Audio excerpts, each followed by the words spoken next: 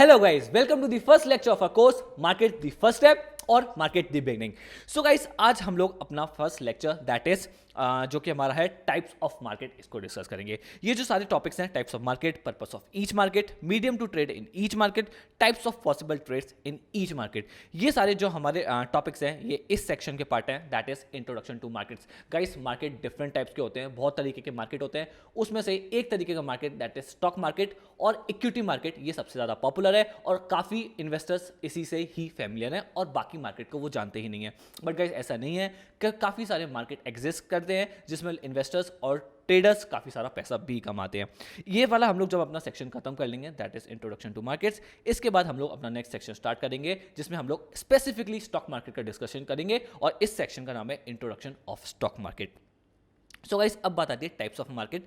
कितने टाइप्स के मार्केट होते हैं, स्टॉक मार्केट के अलावा भी कौन कौन से मार्केट होते हैं और क्या हम लोग उसमें पैसा कमा सकते हैं, अगर हम लोग उससे पैसा भी कमा सकते हैं तो किस तरीके से कमा सकते हैं। सो गाइस सबसे पहले हम लोग स्टार्ट करते हैं मार्केट से। मार्केट्स होते क्या हैं? तो गाइस जैसे इसको हम लोग मार्केट्स को फाइनेंशियल मार्केट्स भी बोलते हैं। ये डिफरेंट मार्केट एग्जिस्ट करते हैं हमारी कंट्री में या ग्लोबली भी डिफरेंट मार्केट एग्जिस्ट करते हैं जिसमें इन्वेस्टर्स और ट्रेडर्स अपना ट्रेडिंग और इन्वेस्टिंग करके पैसा कमाते हैं। तो गाइस फाइनेंशियल जो एक प्लेटफॉर्म, मार्केट क्या होती है, फाइनेंशियल मार्केट एक प्लेटफॉर्म प्रोवाइड करते हैं जहाँ पे डिफरेंट सेलर्स और बायर्स आके मिलते हैं और अपना ट्रांजैक्शन कैरी आउट करते हैं।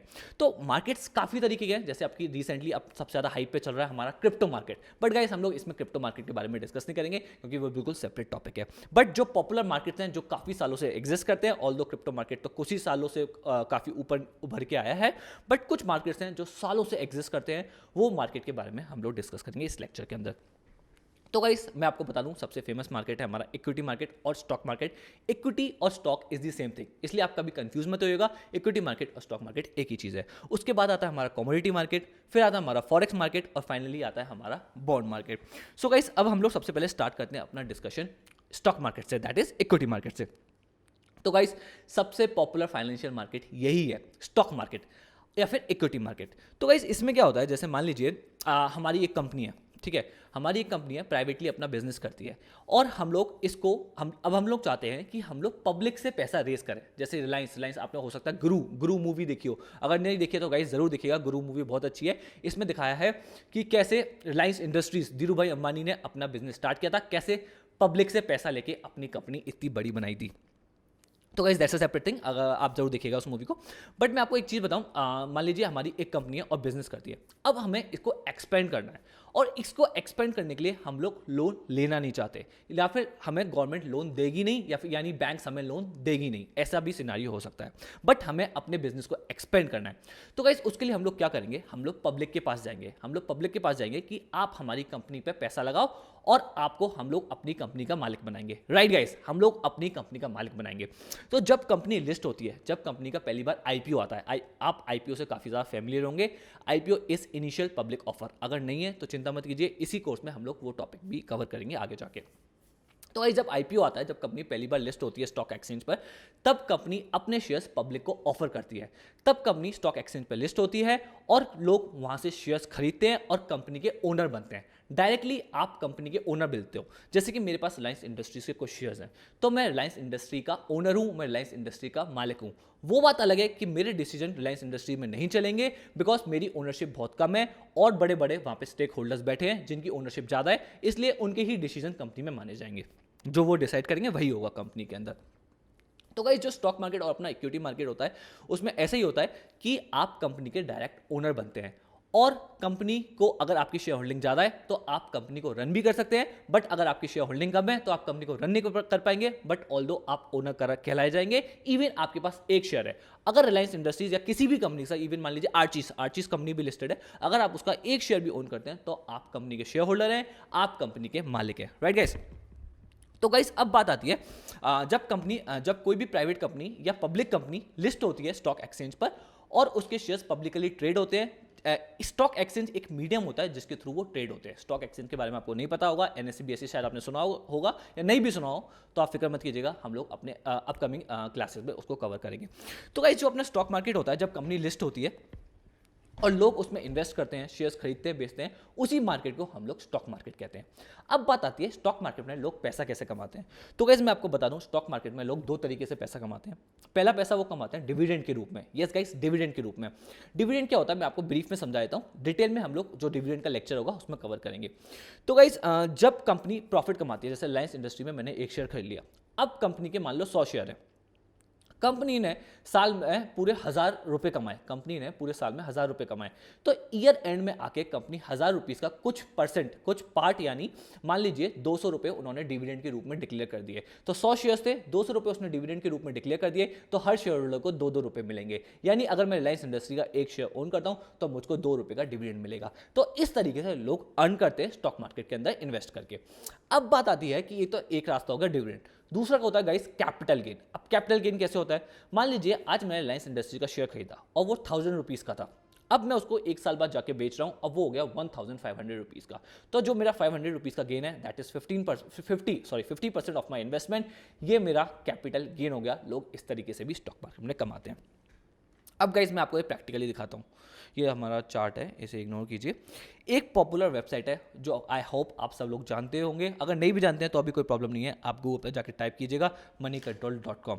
गाइज एक फन फैक्ट मैं आपको बताऊं, इस मनी कंट्रोल को ओन करता है TV18, और TV18 की जो पेरेंट कंपनी है हमारी रिलायंस इंडस्ट्रीज है, यानी जिस कंपनी का मैं अभी एग्जाम्पल ले रहा था वही मनी कंट्रोल को इनडायरेक्टली ओन करती है। तो गाइज मैं यहाँ पे मनी कंट्रोल पे गया, यहाँ पे अगर मैं यहाँ पे मार्केट्स में जाऊँ तो अगर हम देखेंगे यहाँ पे एक होल्ड अ सेकेंड, यहाँ मार्केट्स में गया, यहाँ पे इंडियन इंडेसेस पे मैं क्लिक कर सकते हैं, स्टॉक एक्शंस पे काफ़ी सारे स्टॉक्स आ रहे हैं, मोस्ट एक्टिव स्टॉक्स, ये पूरा स्टॉक मार्केट आ रहा है। बट मैं आप कंफ्यूज मत होइए, मैं आपको स्पेसिफिक स्टॉक के बारे में बताता हूँ। जैसे आप यहाँ पे सर्च कीजिए रिलायंस इंडस्ट्रीज़, जैसे ही आपने रिलायंस इंडस्ट्रीज़ को पे टाइप करके क्लिक किया, आपको रिलायंस इंडस्ट्री का शेयर प्राइस जो मार्केट में चल रहा है वो आ गया। तो गाइस इस समय रिलायंस इंडस्ट्रीज़ का शेयर प्राइस चल रहा है 2,162 rupees. So guys this is stock market. अब मैं यहाँ पे जाके अपना ऑर्डर प्लेस कर सकता हूँ, जितने मैं चाहूँ उतने शेयर रिलायंस इंडस्ट्री के खरीद सकता हूँ या फिर बेच सकता हूँ। तो गाइस यही स्टॉक मार्केट है, ऐसे करके आप कितनी भी कंपनीज का डेटा एक्सेस कर सकते हैं।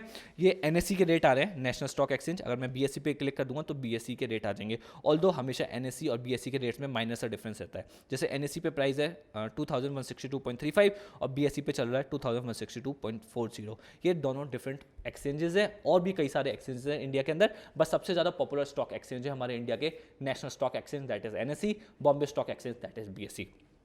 इन स्टॉक एक्सचेंजेस के बारे में डिटेल में हम लोग जो इसका स्पेसिफिक लेक्चर होगा उसके अंदर जानेंगे। तो गाइज ये हमारा हो गया स्टॉक मार्केट।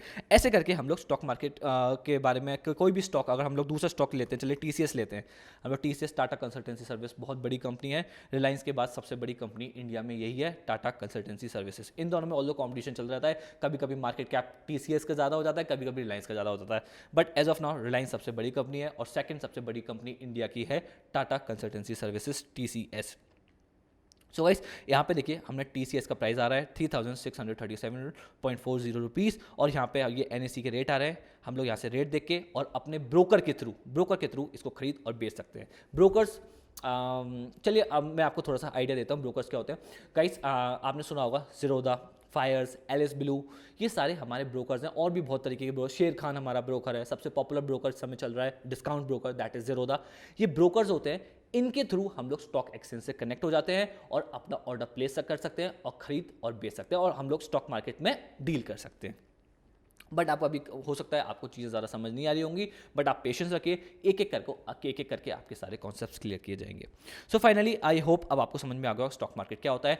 जब कोई कंपनी अपना पैसा एक्सेस करती है, जब कंपनी पब्लिक का पैसा एक्सेस करती है और अपने आप को लिस्ट कराती है स्टॉक एक्सचेंज पे, और उस मार्केट में जब लोग शेयर्स खरीदते हैं या बेचते हैं, उस मार्केट को हम लोग बोलते हैं स्टॉक मार्केट और इक्विटी मार्केट। सो गाइस इसके बाद आता है हमारा बॉन्ड मार्केट। बॉन्ड मार्केट को मैं आपको सिंपल टर्म्स के अंदर समझाता हूँ। जो बड़ी बड़ी कंपनीज होती हैं लाइक हमारी मान लीजिए रिलायंस, बजाज फाइनेंस, श्रीराम ट्रांसपोर्ट, ये बड़ी बड़ी कंपनी, और even the government, yes guys even the government को कैपिटल रेज करनी होती है और उन्हें लोन चाहिए होता है, उन्हें पैसा चाहिए होता है, तब वो लोग बॉन्ड मार्केट में जाते हैं और अपने बॉन्ड्स इशू करते हैं। आपने सुना भी होगा RBI के बॉन्ड आए हुए हैं, गोल्ड बॉन्ड आए हुए हैं, ये गवर्नमेंट अपने बॉन्ड इशू करती है। इवन बजाज फाइनेंस जो कंपनी है ये अपने बॉन्ड इशू करती है। तो जब कंपनीज या फिर गवर्नमेंट अपनी इक्विटी, अपने शेयर्स पब्लिक को नहीं देना चाहती, बस वो चाहती है मुझे पैसा मिल जाए, मुझे कैपिटल मिल जाए, जिससे कि मैं अपना एक्सपेंशन कर सकूं या जो भी उनके प्लान हो उसमें यूज कर सकूं। जो कंपनीज होंगी वो ऑब्वियसली उस पैसे को अपने एक्सपेंशन के लिए यूज करेंगी, और जो गवर्नमेंट होगी, गवर्नमेंट वो पैसा अपना एक्सपेंडिचर के लिए यूज करेगी। गवर्नमेंट जो एक्सपेंसेस करती है पब्लिक के लिए, उसके लिए यूज करेगी।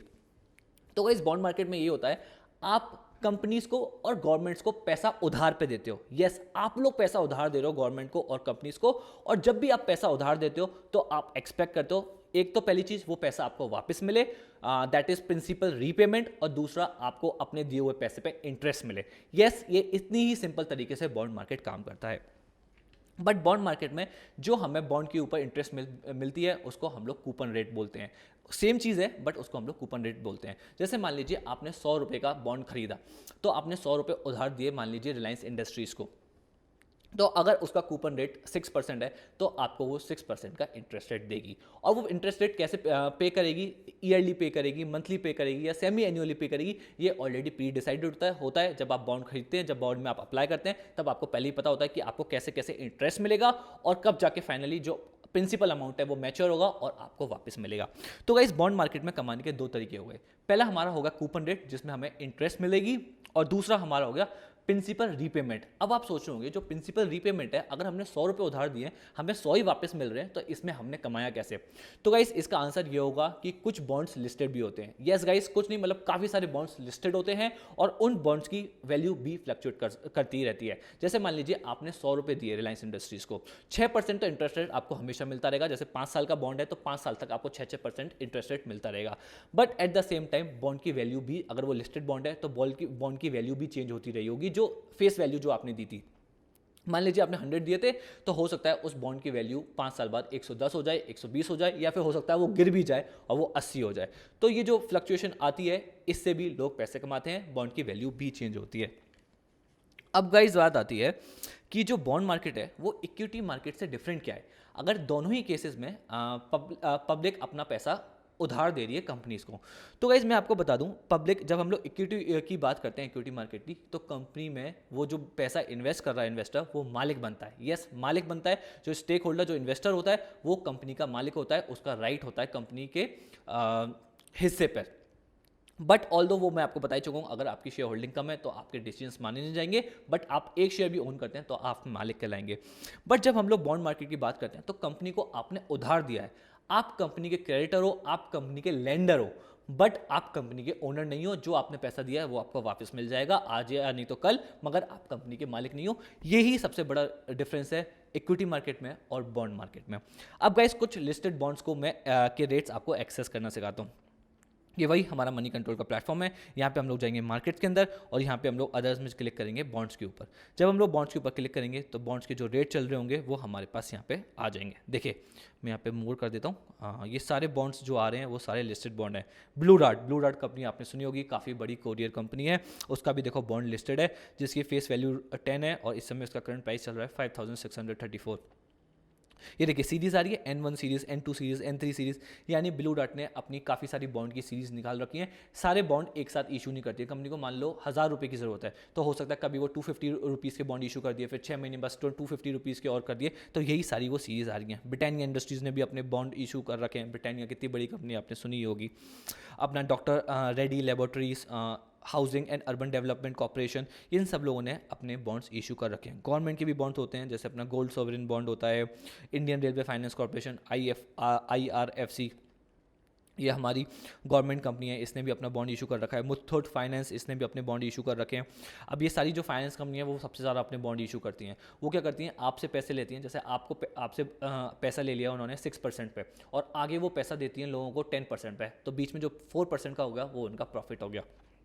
तो गाइस NTPC, ये भी गवर्नमेंट कंपनी है। देखिए कितने सारे, रिलायंस होम फाइनेंस, कितने सारे लिस्टेड बॉन्ड हैं, इनकी प्राइस फ्लक्चुएट करती रहती है। जैसे कि आपको यहाँ पे दिख रहा होगा चेंज -1.91%, 1.9%, माइनस 0.76%। तो गाइस इनके भी प्राइस फ्लक्चुएट होते रहते हैं, जिससे कि मैं आपको बता रहा था कैपिटल गेन या कैपिटल लॉस भी होता है, और इनकम वो जो इंटरेस्ट की होती है वो तो आपको मिलती ही रहेगी। यानी मान लीजिए मैं आपको एक एग्जांपल के थ्रू समझा देता हूँ। आपने आज रिलायंस इंडस्ट्रीज़ का बॉन्ड खरीदा 100 रुपये का, आपने रिलायंस इंडस्ट्री को 100 रुपये उधार दिए, वो बॉन्ड मैच्योर होगा 5 साल के बाद। मगर अगर वो लिस्टेड बॉन्ड है तो आप 2 साल में भी एग्जिट कर सकते हो। अपना बॉन्ड जो एक्सचेंज पे वो लिस्टेड है उससे किसी और को बेच के आप एग्जिट कर सकते हो। आपको प्रिंसिपल अमाउंट या जो भी उसका प्राइस चल रहा होगा उस बॉन्ड का उस समय आपको वो वापस मिल जाएगा। ऑल्दो आपको इंटरेस्ट तब तक का ही मिलेगा जब तक आप बॉन्ड को ओन करते थे। आपने बॉन्ड को बेच दिया, अब जो ओन करता है उसको इंटरेस्ट रेट मिलेगा और उसको जब मैच्योरिटी होगी 5 साल बाद तब उसको प्रिंसिपल अमाउंट भी मिल जाएगा। बट अभी के लिए आपको प्रिंसिपल अमाउंट मिल गया, आपने किसी और को वो बेच दिया। तो जो लिस्टेड बॉन्ड्स होते हैं उनका फायदा यही होता है कि आप जो पूरा मैच्योरिटी पीरियड है, जरूरी नहीं है आपको पूरे मैच्योरिटी पीरियड तक होल्ड करना है, आप बीच में भी एग्जिट मार सकते हो किसी और को बेचकर। सो गाइस ये होता है हमारा बॉन्ड मार्केट और इसमें भी काफ़ी ज़्यादा स्पेकुलेशन होती है, काफ़ी ज़्यादा ट्रेडिंग होती है और लोग इन्वेस्ट भी करते हैं। अब हमारा आता है next market, that is forex market. Forex market को काफ़ी लोग जानते नहीं है और सोचते हैं कि फॉरेक्स मार्केट किसी यूज़ का नहीं है, बट बिलीव मी गाइस, मैं कुछ ऐसे ट्रेडर्स को जानता हूँ जो सिर्फ फॉरेक्स मार्केट में ट्रेड करते हैं और काफ़ी अच्छा प्रॉफिट भी कमाते हैं। अगर हम लोग टर्नओवर की बात भी करें तो फॉरेक्स मार्केट में जो टर्नओवर जाता है वो ट्रिलियन डॉलर्स में जाता है, जो कि अदर टाइप्स ऑफ मार्केट से काफ़ी ज़्यादा है। और अगर जो price action trading strategies, price action trading की अगर हम बात करें, जो हम डिस्कस करते रहते हैं, हम लोग प्राइस एक्शन ट्रेडर हैं, प्राइस एक्शन टेक्निक फॉलो करते हैं, वो जो सारी ट्रेडिंग टेक्निक्स आई हैं वो फॉरेक्स मार्केट से ही आई हैं और लोगों ने बाद में उन्हें स्टॉक मार्केट और डिफरेंट टाइप्स के मार्केट में अप्लाई करना शुरू कर दिया, बट ओरिजिन उनका फॉरेक्स मार्केट से ही हुआ है। इसलिए फॉरेक्स मार्केट एक बहुत ही बड़ा मार्केट है, एक पूरी वाइड स्टडी है और लोग उसमें ट्रेड करते हैं और बहुत अच्छा प्रॉफिट कमाते हैं। तो गाइज लोग फॉरेन मार्केट में बेसिकली होता क्या है, फॉरेन मार्केट में जो एक्सचेंज रेट होते हैं उनकी फ्लक्चुएशन पे लोग स्पेकुलेट करते हैं। मान लीजिए अभी डॉलर का प्राइस चल रहा है 75 रुपीज़ और मुझे अनुमान है कि कुछ ऐसी पॉलिसीज आने वाली हैं गवर्नमेंट की, या जो भी कुछ भी होने वाला है, कुछ भी सिनारियो बन रहा है और वो प्राइस चला जाएगा 76 पे, तो मैं अभी बल्क क्वांटिटी में अपना जो डॉलर है वो बाय करके रख लूँगा और बाद में मैं सेल करूँगा तो मुझे 1 रुपी पर डॉलर फ़ायदा हो जाएगा। अब आप सोच रहे होंगे 1 रुपी पर डॉलर तो बहुत छोटा सा अमाउंट है, ऐसे कितना फ़ायदा हो जाएगा, आपको कितने सारे लेने पड़ेंगे। इसलिए गाइस काफ़ी ज़्यादा लीवरेज मिलता है आपको जब आप फॉरेक्स ट्रेडिंग करते हैं। अब लेवरेज क्या होता है मैं आपको ज़्यादा डिटेल में तो नहीं बता पाऊंगा इस लेक्चर में, आने वाले अपकमिंग लेक्चर में ज़रूर बताऊंगा, बट मैं आपको एक आइडिया दे देता हूँ।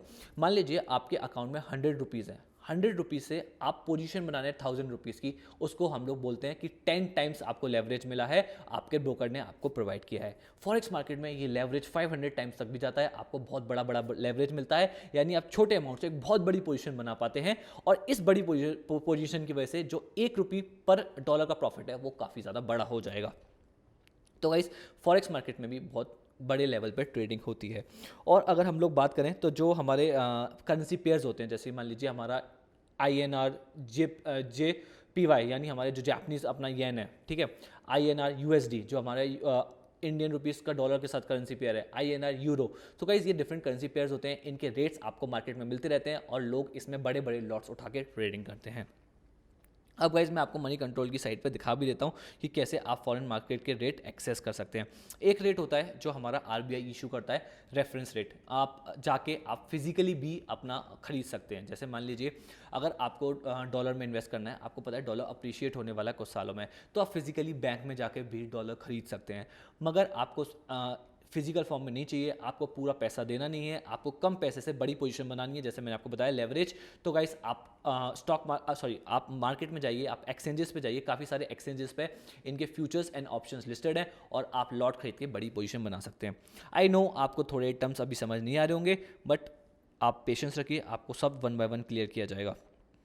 तो गाइस अगर हम लोग मार्केट्स में जाते हैं और यहाँ पे हम लोग क्लिक करते हैं अपना करेंसी मार्केट, फॉरेक्स मार्केट और currency market is the same thing.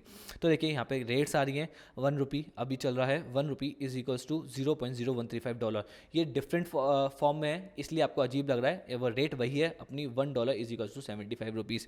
देखिए US डॉलर ये यहाँ पे अपोजिट साइड रेट आ गया, आप $1 इज इक्वल्स टू 74.20 रुपीज़, ये अभी रेट चल रहा है। यूरो की बात करें तो यूरो हमारा अभी 87 चल रहा है और हमारा जो पाउंड है वो 101 रुपीज़। देखिए पाउंड कितना महंगा हो गया है, पहले पाउंड काफ़ी गिर गया था बट अब काफ़ी रिकवर कर गया, पहले 80 तक चला गया था पाउंड। तो गाइस ऐसे करके आप काफ़ी सारी लॉट्स खरीद सकते हो, ये अभी प्राइस रेट आ रहा है। अगर हम लोग देखें जो हमारा स्टॉक एक्सचेंज है NSE, वो काफ़ी सारे हमारे करेंसी प्रोडक्ट्स ऑफर करता है जिसमें लोग अपने फ्यूचर्स एंड ऑप्शंस में ट्रेडिंग करते हैं। तो जैसे ये हमारा प्राइस वॉच आ रहा है, मैं आपको यहाँ पे दिखा देता हूँ फॉरवर्ड रेट्स। देखिए ये स्पॉट रेट्स आ रही हैं, यहाँ पे फॉरवर्ड रेट्स आ रही हैं, 31 अगस्त 2021 की फॉरवर्ड रेट ये आ रही है, यानी आप इस रेट पे एक कॉन्ट्रैक्ट कर सकते हो और अपना डॉलर बुक कर सकते हो।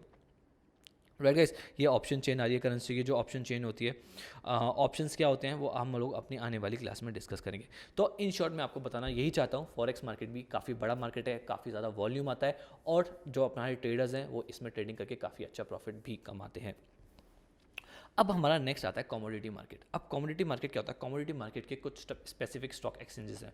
जो कमोडिटी मार्केट है, अगर आपको किसी कमोडिटी में ट्रेड करना है, कमोडिटी यानी मान लीजिए ऑयल, मान के लीजिए oil, gold, silver, cotton, yes cotton जो हमारा जिसके हम लोग कपड़े पहनते हैं, कॉटन, हमारा मस्टर्ड सीड्स जिसका हम लोग मस्टर्ड ऑयल कंज्यूम करते हैं, ये सारे प्रोडक्ट्स में भी हम लोग ट्रेडिंग कर सकते हैं। ये सुन के आपको बहुत हैरानी हो रही होगी, बट ये गाइस सच है। हम लोग कॉटन खरीद बेच सकते हैं ऑनलाइन, मतलब हम लोग उसमें ट्रेडिंग कर सकते हैं, पैसा कमा सकते हैं। अगर हमें लगता है कि कॉटन के प्राइस बढ़ने वाले हैं, तो ज़रूरी नहीं है हम लोग फिजिकली कॉटन को खरीद के अपने घर में स्टोर करें। हम लोग ऑनलाइन ब्रोकर के थ्रू अपने MCX जो हमारा एक्सचेंज है, जो ये प्रोडक्ट्स ऑफर करता है, उस पर जाके हम लोग कॉटन को ट्रेड कर सकते हैं, कॉटन को खरीद सकते हैं और बेच सकते हैं। तो गाइस, जो हमारा कमोडिटी मार्केट होता है, उसमें लोग कमोडिटी के प्राइसेस के फ्लक्चुएशन पे बेट लगाते हैं, स्पेकुलेट करते हैं और प्रॉफिट कमाते हैं। हम लोग वही, जैसे मैंने अभी बताया आपको, किसी भी काफ़ी सारी कमोडिटीज़ होती हैं जो ये एक्सचेंजेस ऑफर करते हैं, उसमें आप ट्रेड कर सकते हैं।